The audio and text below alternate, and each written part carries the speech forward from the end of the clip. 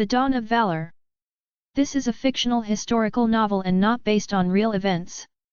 In the gentle mists of a Victorian England that only existed in the hearts of dreamers, there sprawled the picturesque county of Rosedale, a land of undulating meadows and winding rivers, where the echo of whispered secrets mingled with the gentle clink of sword against sword. The air was redolent with the aroma of damp earth and blooming lavender, and in these idyllic surroundings, men of honor and women of indomitable spirit strove daily to forge destinies, sometimes amidst the tumult of political intrigue, sometimes with the simplicity of heartfelt devotion. Edward Worthington, a man whose resolute gaze belied a tender heart, walked often by the banks of the river Alford, contemplating the fleeting nature of time and the eternal truths of loyalty and love. Born of humble origins yet steeped in learning and noble ideals, Edward was admired by many for his sincerity and gallantry. His sturdy figure, draped in a well-worn cloak and accompanied by a hand-forged rapier, bore witness to years of rigorous training, a skill passed down through generations of Worthingtons. Despite his fierceness in duels, his eyes shone with compassion when he regarded the common folk toiling in the fields or the artisans crafting beauty out of humble materials. On a cool, dewy morning, as the fog slowly receded to reveal the ancient stones of Rosedale Castle, Edward encountered Victoria Montgomery, a radiant soul whose laughter could dispel the darkest despair. Victoria, daughter to a respected local magistrate, had an ethereal quality about her, blending strength of character with delicacy of manner. Their first conversation, held in the hushed corridors of the castle's library, was rife with philosophical reflections and gentle teasing. "Edward," she had said with a mischievous smile as they discussed the merits of honor versus ambition, "do you believe that the sword, which can both protect and harm, is capable of ever knowing true kindness?" Edward's reply, filled with silent passion and measured grace, resonated long after those moments faded into memory. Not far behind in spirit, there stood Samuel Lancaster, Edward's oldest confidant and a scribe of no little repute. Samuel, whose ink-laden fingers danced across parchment to record the trials and triumphs of their age, held within his words the power to immortalize the valor of men and the grace of women. It was Samuel who had first chronicled Edward's early duels, a series of fateful encounters that had earned him both acclaim and enmity. Among the noble classes, whispers abounded of a challenge issued by Anthony Sinclair, a proud and cunning nobleman whose ambition smouldered like coals in a dark hearth. Sinclair coveted power and recognition, and his rivalry with Edward was destined to ignite a conflagration of conflict that would engulf many lives. The hot summer sun beat down upon the ancient cobblestone streets of Rosedale, where rumors spread like wildfire about secret meetings between clandestine societies and corrupt magistrates. In taverns awash with the smell of spilt ale and smoke from hastily lit candles, men and women debated politics and honor, and sometimes, in moments of reckless passion, duels were arranged to settle scores sealed by pride and wounded honor. It was during one such twilight, a twilight tinged with both hope and melancholy, that Edward received a letter bearing the crimson seal of Sinclair. The message, though short, exuded venom, an invitation to meet at dusk upon the grounds of an isolated manor, where words would be exchanged as preludes to steel and clashing blades. In the days that followed, the news of the impending duel spurred a frenzy of anxious anticipation. Conversations in the narrow lanes of Rosedale were punctuated with phrases like "a matter of honor" and "the duel of destiny," as though fate itself had chosen to intervene. Victoria, whose heart beat fervently in sympathy with Edward's plight, vowed to see him protected from a fate too grim. "My dearest Edward," she whispered one evening as they strolled beneath gaslit arches and the swell of a distant string quartet, "remember that valor is not measured solely by the edge of one's blade, but by the compassion and kindness that guide its path." Edward's eyes glistened with a promise that, regardless of the outcome, his soul would remain unsullied by bitterness. On the appointed day, the sky wore a mantle of silvery clouds that mirrored the solemn mood of the gathering. The manor stood isolated on a windswept moor, its ivy-clad walls a testament to times of grandeur now faded into wistful memory. Knights in polished boots and gentry clad in tailored coats assembled in respectful silence, bearing witness to a duel that promised to alter the course of many lives. At the center of this gathering, Edward and Anthony Sinclair circled each other like twin stars locked in a cosmic dance, their eyes aflame with determination and a quiet intensity born of deep personal conviction. "Sinclair," Edward called out with a voice that trembled between calm resolve and righteous anger, "I do not seek the ruin of men, yet I cannot abide injustice. Today, we stand not as mere rivals, but as custodians of the honor our ancestors held sacred." Sinclair's lips curled into a disdainful smile as he raised his gleaming rapier. "Your speech is as sweet as the nectar of false promises, Worthington. Yet, here, on this barren moor, truth shall be proven by the edge of my blade. Prepare yourself for that truth." The duel commenced with the precision of a well-rehearsed ballet. Their blades met in a resonant clang that echoed through the silent expanse, mingling with the mournful cry of the wind. Each parry, thrust, and riposte was executed with such a measure of grace and technical magnificence that not a single onlooker could doubt the artistry of their craft. In these moments, the past and present coalesced ancient codes of honor intermingled with personal vendettas to create a tableau of human passion and mortal consequence. The minutes stretched into an eternity as the two combatants battled with both physical might and the spirit of conviction. Edward's movements, honed from years of both study and hardship, were as fluid as water and as resolute as stone. Despite his fervent desire to avoid unnecessary bloodshed, he was compelled by duty and destiny alike. In one particularly heart-stopping instance, as the clash of metal rang out with searing intensity, Edward managed to deflect a vicious strike, countering with a deft cut along Sinclair's gauntlet forearm. The nobleman recoiled in disbelief, crimson staining his immaculate white shirt, a mark not only of pain, but of the fierce pride that would not be so easily vanquished. "Yield, Sinclair!" Edward demanded, his voice resounding amidst the clamor. But Sinclair, resolute in his arrogance, retorted sharply, "Never! I shall have victory, for my cause is just though it may wreak havoc on lesser souls." The duel, though brutal in its precision, became a dialogue in steel, a conversation in which honor, pride, and chivalry were pitted against one another.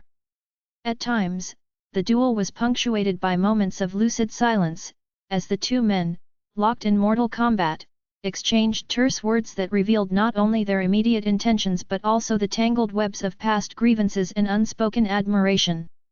As they circled one another like falcons in midair, a sort of unspoken kinship fraught with both rivalry and respect began to shine through the cracks of their hardened facades.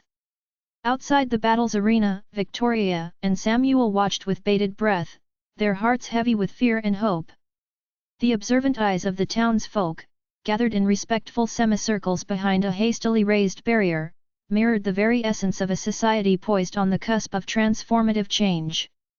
Whispers of destiny, of love and sacrifice wafted through the crowd, imbuing the event with a gravity that went far beyond personal dispute. In the delicate interplay between honor and humanity, each soul present felt a stirring that transcended the mere clash of blades. As the struggle wore on, the brilliance of twilight emboldened the duel's imagery. Lanterns, lit from the fading light, cast shimmering reflections upon the gleaming metal of the swords. The ephemeral beauty of the scene was not lost upon Edward, who glimpsed in Sinclair's eyes flashes of regret and haunted desire, a tumult that hinted at a man torn between ambition and redemption. In a moment of unexpected vulnerability, Edward paused, lowering his rapier as he said, "Anthony, behold your path, the honor you once cherished lies buried beneath the weight of your own pride." For a heartbeat, the world seemed to hold its breath. Sinclair, caught off guard by the unexpected gentleness in Edward's tone, faltered. His eyes, previously alight with the fire of contest, now shimmered with an inner conflict that belied the savage confidence he had wielded moments before. "Perhaps," he murmured, voice trembling as much from pain as from a dawning understanding of his own folly. Yet the duel, like the immutable passage of time, refused to yield to introspection.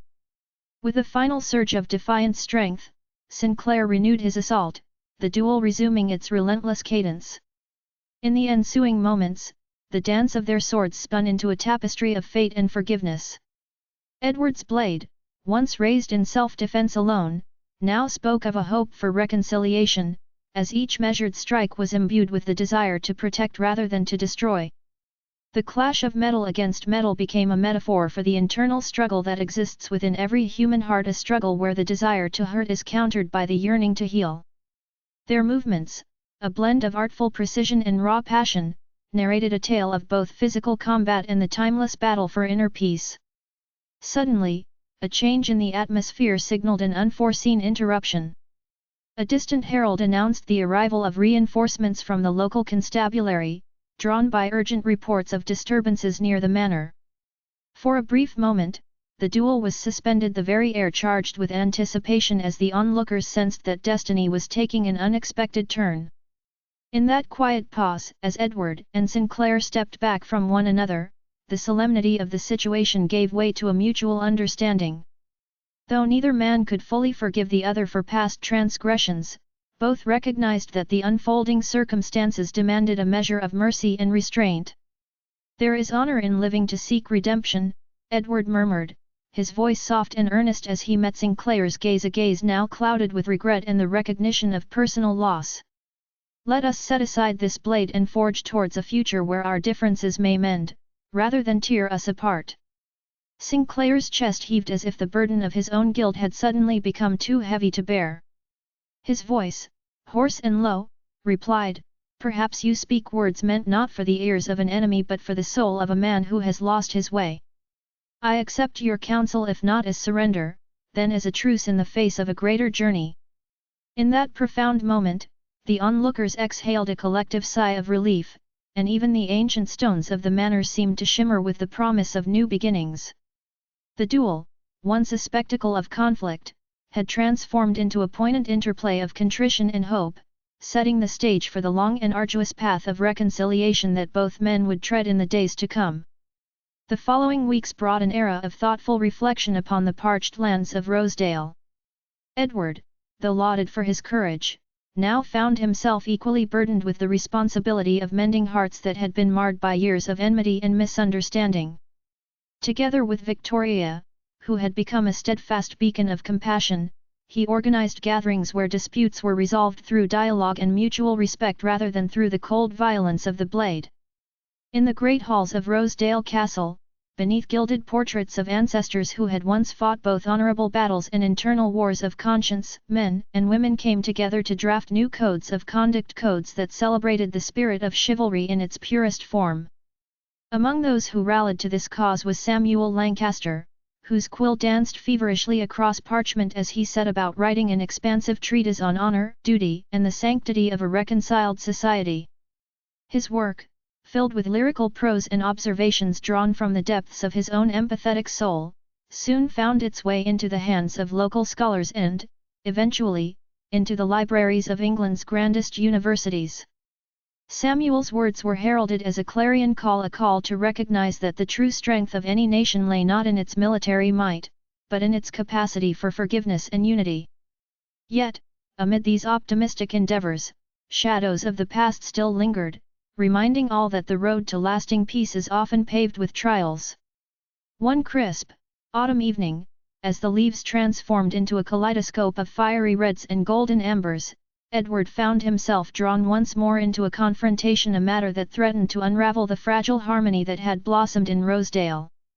A scion of an old family, Robert Kensington, stirred a pot of discontent, accusing Edward of dishonourable conduct in an unrelated dispute over a piece of ancestral land. The old wounds of pride and prejudice, long thought to be healed, began to stir. Yet Edward faced these accusations not with anger, but with a measured calm that reflected the inner transformation he had undergone. In a public assembly held in the grand courtyard of the town hall, its pillars echoing the legacy of past rulers, Edward calmly addressed the gathered assembly. "I stand before you, not as a man unblemished by error, but as one who has learned that the heart's triumph lies in its ability to forgive and seek justice in measured ways. Let us, instead of allowing old enmities to fester, build a future where understanding trumps suspicion and kindness conquers rancor." His words, simple yet profound, resonated deeply among the townsfolk. Even Robert Kensington could not help but be moved by the quiet dignity with which Edward carried himself. In a private moment following the assembly, Kensington approached Edward, his eyes downcast with both shame and newfound respect. "Edward, I have been consumed by pride and a misguided sense of entitlement for too long. Today, your words have shown me a path back to honor. I beg your forgiveness, and I pledge to mend the broken bonds between our families." Thus began another chapter of reconciliation in Rosedale, a chapter not marked by the clash of arms, but by the healing power of remorse and mutual respect. The reconciliation of old adversaries served as a beacon for neighbouring counties, inspiring other communities to seek unity and understanding in turbulent times. In the ensuing months, under the soft glow of gaslight and the steadfast companionship of friends and loved ones, Edward, Victoria, Samuel, and even the reluctant Kensington began to draft plans for initiatives that would weave together the varied threads of their society into a stronger, more compassionate tapestry. The transformation was not instantaneous, as with all true change, it required time, patience, and the willingness to forgive past misgivings. Yet through every act of kindness and every gesture of solidarity, be it during the restoration of an ancient chapel, the rebuilding of a crumbling bridge, or even the simple act of sharing a meal with a former foe, the people of Rosedale discovered that the true nobility of a society lies in its capacity to rise above the trivialities of personal vendettas. In quiet moments, when the weight of leadership seemed almost unbearable, Edward would stand on a ledge that overlooked the verdant expanse of the moor, his eyes reflecting both melancholy and hope. The memory of that fateful duel with Sinclair and the subsequent transformation that had rippled through the community stayed with him like an indelible mark upon his soul, a reminder that every clash of steel might give birth to something far greater than mere victory or defeat. "My heart," he would murmur to the gentle breeze, "has learned that in every struggle, there is a lesson, and in every wound there is the seed of healing." Victoria, ever by his side, became not just his confidant but the embodiment of the change he so fervently wished to see. Her laughter, warm and comforting, was the melody that soothed the scars of a harsh world. In the evenings they spent together in the modest drawing-room of their home, a house that had seen both despair and jubilation, she reminded him to cherish the moments of beauty that life offered, even amidst the remnants of conflict. "Each day brings with it a new dawn, Edward," she would say softly, her hand resting gently on his. "And with it, the chance to become the person you were always meant to be." Over time, stories of Edward's valor, both on and off the dueling ground, spread far beyond the confines of Rosedale. They reached the hearts of those in bustling London, where neon reflections danced upon cobblestone streets and the din of progress mingled with the unpredictable nature of human ambition. In those urban labyrinths, people found solace in the thought that perhaps, even in the midst of industrial might and societal shifting, the archaic code of honor was not entirely lost to time. Instead, it lay dormant, waiting for souls brave enough to rekindle it with the flame of understanding and the light of forgiveness. Amid these societal shifts, another duel, albeit one of a different nature, took place.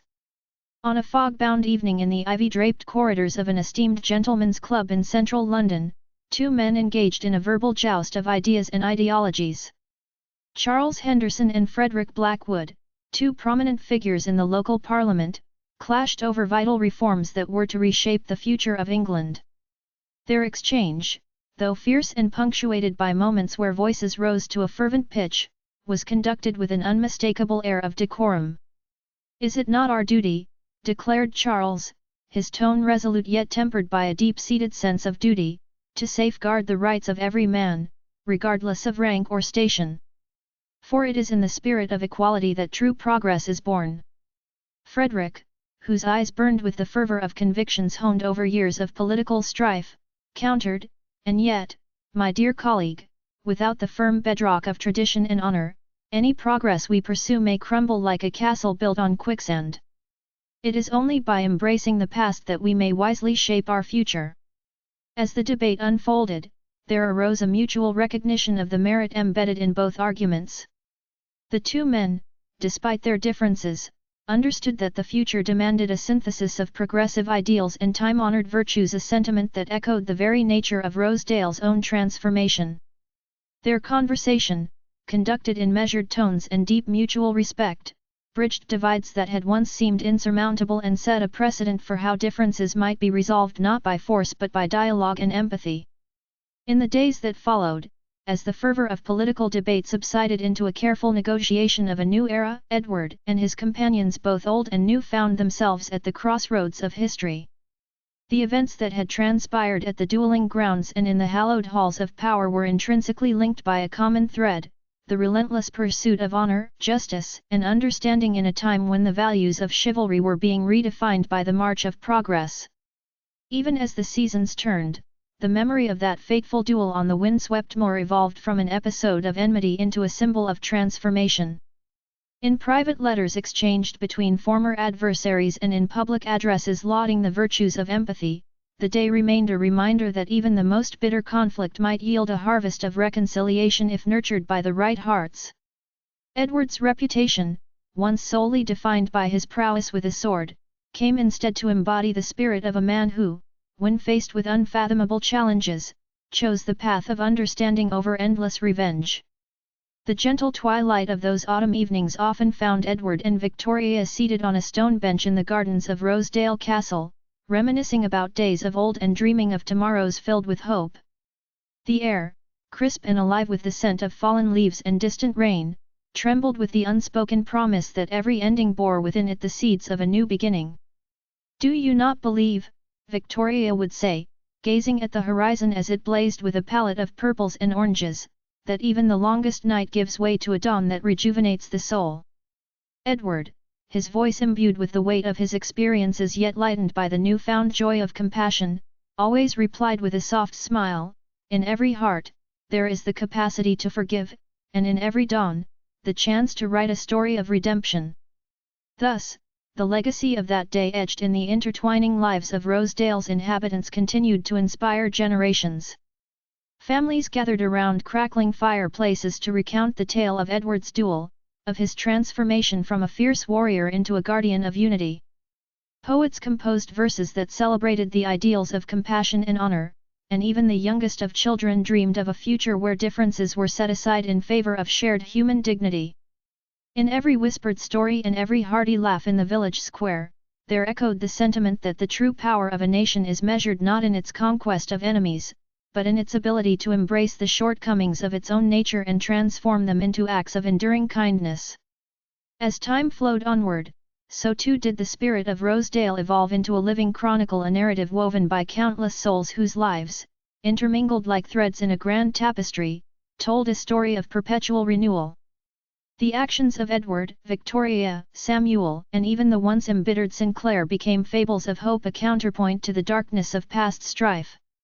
Their journey, straddling moments of intense conflict and sublime reconciliation, confirmed an immutable truth, that the mightiest of swords, when wielded by a heart imbued with compassion, could carve pathways to peace far more enduring than any victory born merely of violence. On a serene winter's eve, when the frost nipped playfully at the edges of every leaf and the silver moon cast delicate shadows upon the frozen landscape, Edward gathered with his closest friends in the great hall of Rosedale Castle. Over mugs of spiced cider and by the warmth of a generous fire, they recounted their adventures, their failures, and the abiding hope that united them all. Every tale, imbued with the bittersweet tang of memory and the soft assurance of redemption, served as a lantern to guide them through the darkest nights. And in that moment, as laughter mingled with the soft strains of a distant violin, the past was forgiven, and the future beckoned with the promise of better, kinder days. In the years that followed, Rosedale endured as a symbol of transformation, an enduring reminder that even amid the harsh realities of Victorian society, where rigid traditions clashed with the winds of modern thought, the human spirit was capable of transcending its most primitive impulses. Conflicts were resolved with words and gestures rather than with bloodshed, and the art of the duel, once a brutal expression of honor and pride, was gradually recast into a ceremonial ritual, a testament to the notion that true valor lay not in the act of inflicting pain, but in the wisdom to choose mercy when fate presented an opportunity for healing. The legacy of these tumultuous yet transformative times was chronicled not only by the venerable quill of Samuel Lancaster but also by the countless voices of those who had witnessed the turn of events firsthand. In every market square, every quiet pastoral lane, and every bustling street of London, the story of Edward's duel, of the reconciliation that followed, and of the enduring hope that bound a community together was recounted with reverence and gratitude. It was a story that reminded all who heard it that, regardless of the scars left by past conflicts, the human heart held within it the capacity for rebirth, a promise that even the darkest battles could be eclipsed by the radiance of forgiveness. In the fullness of time, the dawn of valor that had once broken over the singular moors of Rosedale spread far beyond its boundaries. The ideals cherished by Edward and his companions found resonance in the corridors of power, in the writings of scholars, and in the lives of ordinary citizens who discovered within themselves the courage to rise above petty enmity. England, in all its sprawling complexity, began to see the sprouting of a new era, one defined by bridges rebuilt, old grudges laid to rest, and the promise of unity shining in every heart. The ripples of change, set in motion by acts that had once been deemed isolated and personal, now danced like sunlit motes across the landscape of an evolving society. Thus, as the tapestry of Rosedale's history continued to be woven with threads of love, hope, and tempered steel, the story of that fateful duel, with all its pain and redemption, remained a cherished legend, a saga that would be told time and again in hushed tones around fireplaces, in the clatter of carriage wheels on cobblestone streets, and in the quiet musings of souls seeking light amid the shadows. And so it was that the dawn of valor, born from conflict and nurtured by understanding, illuminated not only the path of a single man but the destiny of an entire people, binding them together in a shared commitment to a future where honor was measured by compassion and every sword drawn to protect was tempered by the strength of the human spirit. As the final embers of that winter's night glowed softly, signaling both an end and a beginning, the people of Rosedale turned their faces towards the promise of tomorrow. In the reflective silence, Edward's legacy, along with the lessons he and his comrades had learned through strife and reconciliation, became immortalized in the hearts of all who dared to dream of a world where differences were cherished as opportunities for growth and every challenge met with the courage to forgive. It was a gentle reminder that even in a world forged by destiny and conflict, the bonds of friendship and the light of hope were the mightiest weapons of all. If you enjoyed the story, subscribe to my channel and check out the description to find out how you can support my work.